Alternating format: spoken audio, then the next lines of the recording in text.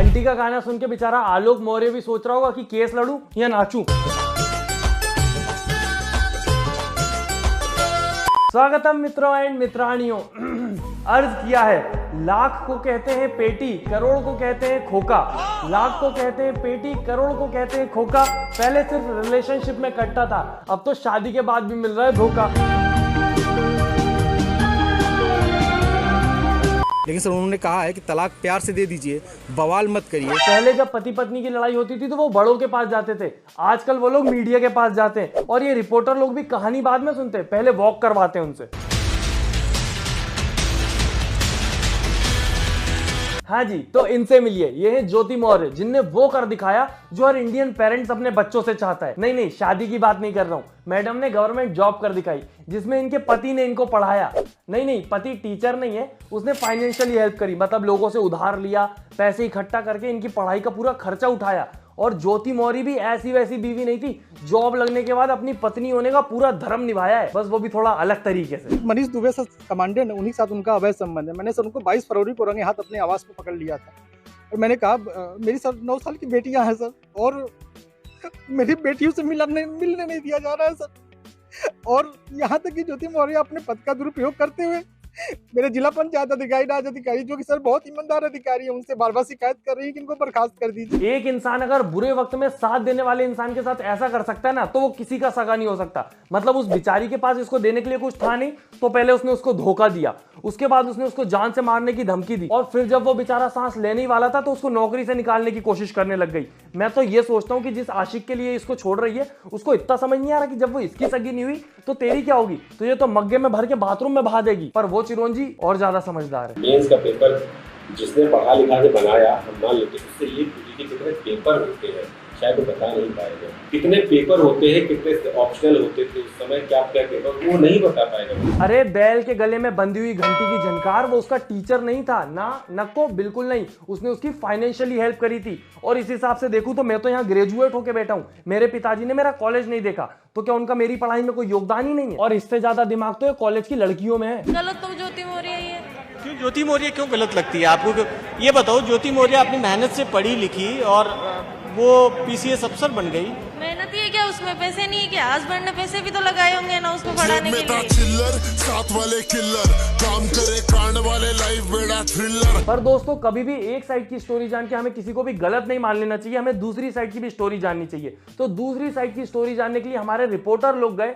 नहीं, ज्योति के पास नहीं गए, वो उसकी मकान मालकिन के पास गए। हमारे साथ बातचीत करने के लिए आंटी जी मौजूद हैं। आंटी जी, आपसे जानना चाहेंगे, पढ़ाई के दौरान ज्योति आपके घर में रहती थी? हाँ, बहुत करती थी पढ़ाई। तो 3 बजे मैं जाके उसको जगाती थी पढ़ने के लिए, तो कहती थी हाँ आंटी उठ गए हैं, इतना वो करती थी। अब पढ़ने में ठीक थी। थामा, ये आंटी अपने योगदान क्यों गिनाने लग गई?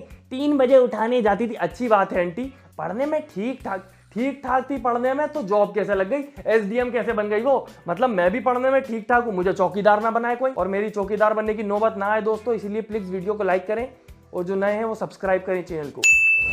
कहा जाता है कि आपका मकान जो सिविल सर्विस की तैयारी करने वाले उनके लिए बहुत लकी है। हाँ, 2 लोग निकल गए हैं यहाँ से, अब तीसरा एक और है एक मकान में। अच्छा। हाँ, उस कमरे में 2 लोग मतलब यहाँ से पीसेस बन के। हाँ, 2 लोग गए हैं। अरे क्या हो गया आंटी, घर में किराएदार नहीं आ रहा क्या? ये चल क्या रहा है? मतलब ये लोग यहाँ पे न्यूज लेने आए या आंटी के घर का प्रमोशन करने हैं? और मैं तो सोच रहा हूँ मैं भी चला जाऊँ क्या आंटी के घर में रहने? कैसा चमत्कारी घर है, बिना पढ़े जॉब लग रही क्या सबकी? हमें तो लग रहा था कि हमारी ही बेटी है, लेकिन हमारी ही बेटी से अधिका थी, क्योंकि उससे भी मैं बहुत कम रेंट लेते थे, क्योंकि गरीब थी। भाई अब मैं इंटरेस्टेड भी नहीं हूँ आलोक की स्टोरी की दूसरी साइड जानने के लिए। अब मुझे ये आंटी की दूसरी साइड की स्टोरी जाननी है कि क्या सच में ये 3 बजे जाके उठाती थी, क्या सच में ये किराया कम लेती थी, क्या सच में ये उसको अपनी बेटी की तरह मानती थी, उसको अपने घर में खाना खिलाती थी। मैं बता रहा हूँ, ये आंटी का अगर बस चलता तो ये दोनों रिपोर्टर को एक कमरा किराए पर चढ़ा देती और एडवांस भी ले लेती। और एक तरफ ये चल रहा था और एक तरफ एसडीएम के आशिक की शादी की फोटोज।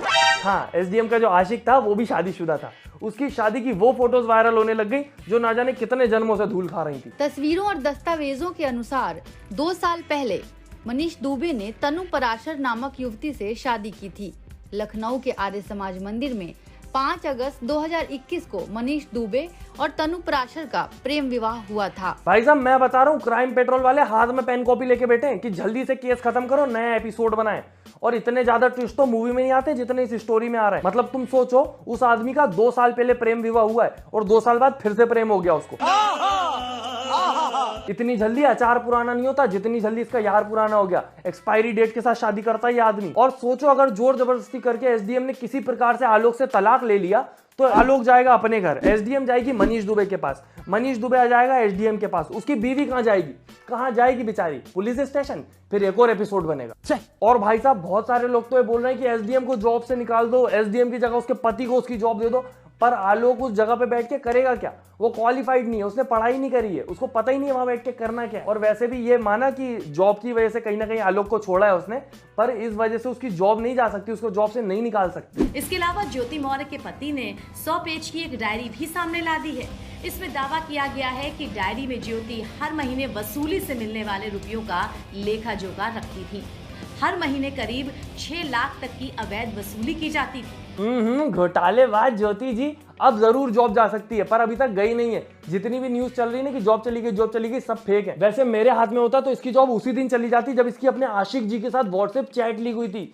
भाई साहब मतलब अच्छा लगता है इतने ऊंचे पद पे बैठे हुए लोग ऐसे निब्बा निब्बी जैसी हरकतें कर रहे हैं। निब्बा निब्बी मेंटेलिटी क्या है ये? आशिक को सेल्फियां भेजी जा रही हैं। See your cute expression, I am going in, take care, love you, पूची पूची, love you, please take care. हाँ एंड अपडेट दे देना, अपडेट लो उस बेचारे का जो रोता फिर रहा मीडिया के सामने। बच्चे सो गए हैं, उनको नहीं पता भाई पूरा का पूरा एपिसोड चल रहा है तो सावधान इंडिया का। रूम में आए थे आपके, दूसरों की शादी देखकर क्या ख्याल आता है मनीष आपको? है दूसरों की शादी देखकर अपनी दूसरी शादी के बारे में सोचा जा रहा है क्या? आपकी मेरी भी होगी ऐसे ही? नहीं, with lots of pomp and show. ओहो, शौक पूरे नहीं हुए मैडम के। उस वक्त गरीबी थी तो ऐसी धूमधाम शादी नहीं हो पाई। आधी तो दिक्कतें ये इंटरनेट के चक्कर में होती हैं। लोग इंटरनेट पे देख देख के अपने शौक बड़े कर लेते हैं, फिर वो पूरे नहीं होते तो दंगे होते हैं, दंगे। Love you too my sweet corn. अच्छा ये स्वीट कॉर्न लग रहा है, बड़ा अच्छा लग रहा है। हमारे आलोक भाई पे क्या काला नमक डाला हुआ है? वो स्वीट क्यों नहीं लग रहा है?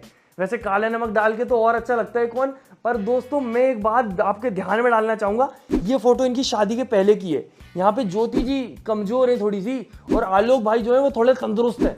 और जब मतलब जॉब वॉब लग गई उसके बाद तुम ज्योति जी को देखो तंदुरुस्त हट्टी कट्टी, और आलोक भाई थोड़े से कमजोर पड़ गए। अब इससे ही तुम देख लो कि जब मतलब पढ़ाई का टाइम चल रहा था उस वक्त कौन ज्यादा मेहनत कर रहा था। मतलब पढ़ना मेहनत होती है, बिहाइंड द सीन भी तो मेहनत होती है, जो कि आलोक भाई ने करी इसलिए कमजोर हो गए। और ज्योति जी स्वीट कॉर्न खा खा के उठ जाइए, ज्यादा टाइम नहीं है, मैं फुल ओके बाबू। बाबू कब बेकाबू हो जाएगा पता भी नहीं चलेगा। वैसे ही दूसरा प्रेम विवाह कर रहा है। पिछला प्रेम विवाह 2 साल की एक्सपायरी के साथ आया था।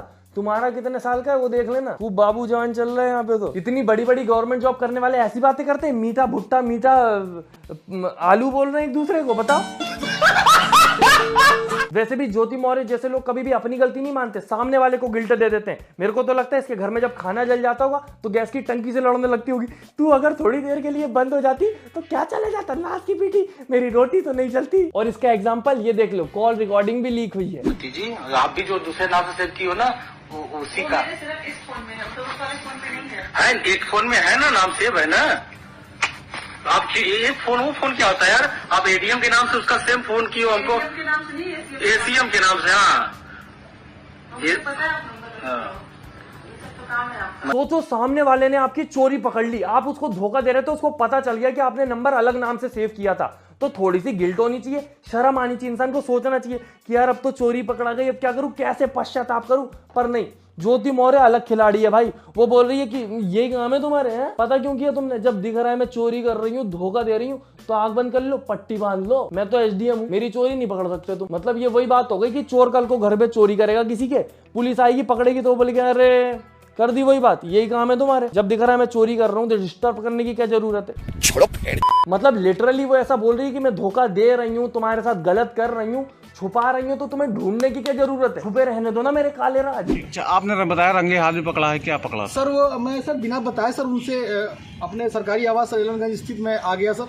वो दोनों लोग सर रूम में बैठ के सर लेटे हुए थे सर, पूरे अनैतिक संबंध बना रहे। आपत्तिजनक अवस्था में थे सर। उसी दिन सर मनीष ने मेरे ऊपर हमला किया, क्योंकि मनीष ने ज्योति से उसी समय कहा इसको मार डालो, नहीं तो ये मीडिया में जाएगा, बेइज्जती करेगा, इसके पास मेरी चैटिंग लग चुकी है, हम दोनों की नौकरी चली जाएगी। एक सफाई कर्मचारी ने अपनी बीवी को एसडीएम बनाया है ना, और उसके बाद वो देखता है कि वो उसको धोखा दे रही है, उसकी पूरी मेहनत पे पानी फेर दिया, और फिर भी वो बेचारा उसके साथ रहना चाह रहा है। क्यों? क्योंकि 2 बेटियां हैं, उनके बारे में सोच के। और ये निर्लज महिला उससे वहां पे भी बोल रही है, कितना बेशरम है तू, जब तुझे पता चल गया कि मैं तुझे धोखा दे रही हूं, मैं तेरे साथ नहीं रहना चाहती, तो तू मेरे साथ क्यों रहना चाहता है? कैसा आदमी है तू? अरे बहन तू कैसी औरत है? ऊपर से धमकी दे रही है कि मर जाएगा तू। मैं 22 तारीख को मनीष के साथ बोली थी, मेरे पति ने देख लिया, उसका विरोध कर रहे हैं, तो मैं उनको तलाक दे रहा हूँ। ये बात क्यों नहीं? तो चलो ठीक है, चलो हम आपको तलाक दे रहे हैं, हम तो कहीं रंग तलाक दे रहे हैं। तो ये बताओ, तुम क्या इतने बेशरम हो क्या? आप इतने बेशरम हो क्या कि ऐसी लड़की मैं बहुत बच्चों के लिए भी कर सकता हूँ, जब आपने चुका लिया। और इतना सब सुनने के बाद भी वो बंदा उससे इज्जत से बात कर रहा है, उसको कुछ बोल भी नहीं रहा, क्योंकि उसको अपनी बेटियों के बारे में चिंता है, और उसको कद्दू फर्क नहीं पड़ता। बेटियां जाए कद्दू के खेत में, उसको स्वीट कॉर्न चाहिए, स्वीट पोटैटो चाहिए, बस भूखी कहीं की। और सोचने की बात यह है कि इस एक स्त्री के चक्कर में पूरी की पूरी स्त्रियां बदनाम हो रही हैं कि अपनी पत्नी को मत पढ़ाओ, बेटी पढ़ाओ, बीवी नहीं, और औरत तो हमेशा बेहतर की तलाश में रहती है। तो दोस्तों मैं बताना चाहूंगा कि जिस इंसान के चरित्र में खराबी होती है वो खराबी होता है। सही बात है। कोई फर्क नहीं पड़ता कि उसका जेंडर क्या है या वो किस पद पर बैठा है, वो अपना रंग एक ना एक दिन दिखाई देगा। और सोचने की बात यह है कि इन स्त्रियों की वजह से इतना पुरुषों को दिक्कत नहीं होती है जितनी और स्त्रियों को दिक्कत होती है, जिन बिचारियों के साथ सच में ये सब चल रहा है, दहेज केस हो रहा है, दहेज उत्पीड़न हो रहा है, डोमेस्टिक वायलेंस हो रहा है, उन बिचारियों के केस को भी बहुत हद तक फेक की नजर से देखा जाता है, क्योंकि ये जो नकली केस करने वाली लड़कियां होती है इनकी वजह से।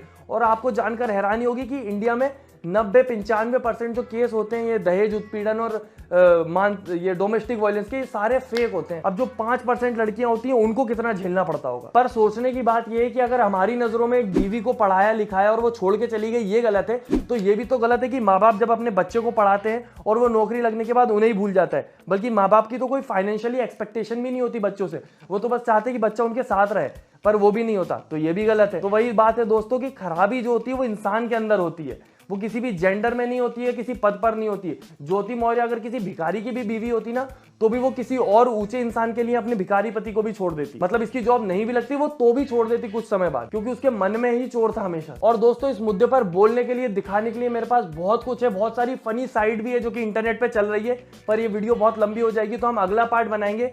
तो जल्दी से इस वीडियो पे 200 के लाइक और 5000 कमेंट करने की कोशिश करो, जब तक मैं अगली वीडियो पे तैयारी करता हूं। बाकी हम मिलते हैं अगली वीडियो में, टाटा बाय बाय। वीडियो को लाइक जरूर कर देना, चैनल सब्सक्राइब कर देना, फेवरेट पार्ट कमेंट करना ना भूलें।